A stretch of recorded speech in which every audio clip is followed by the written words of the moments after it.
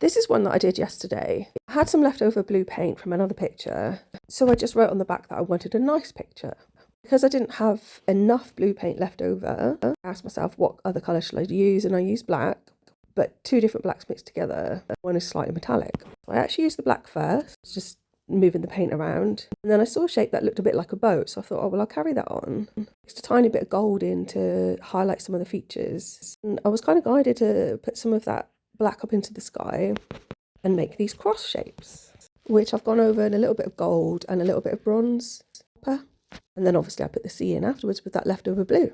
So this is like a ship with a figurehead at the front, but also like a golden bird on, but then another bird stood about halfway up that's got another boat within them, a boat within a boat. There's a joke about Jaws there, we're going to need a bigger boat. And then, as I say, these crosses behind the figure with the smaller boat. So there's that kind of golden bird that's sort of near the front. There is a figurehead to the right of that. This also looks like it's curving around like a duck bill.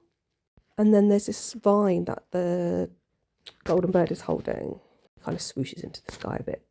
So there's the person that's holding the boat. They're golden-ish, also kind of like an old god's face with a beard.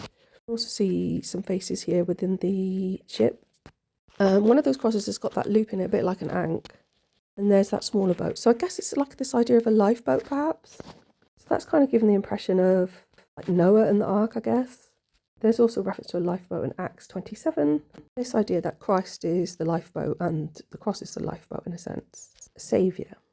So it's very interesting that there's two crosses. It reminds me of Buckland Abbey, where by the central altar there's a depiction of Jesus and Mary. Jesus has a crown on, and he's placing a crown on her head.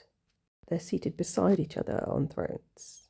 In hieroglyphs, a boat is something like Imu, JMW. It can also refer to lamentation or woe, sadness. It's just a little close-up on the back of the boat there, because I can kind of see a couple of figures in there, not too clear, and I haven't gone mad with the pens, because I kind of like the overall effect, and I didn't want to go in too much detail, change it.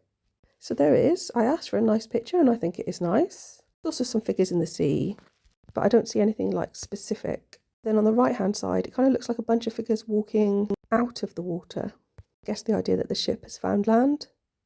Maybe that's what that bird is. It's the dove that brought back the olive leaf, which I guess would represent fertility in that context, or where they could land and grow. Something to think about.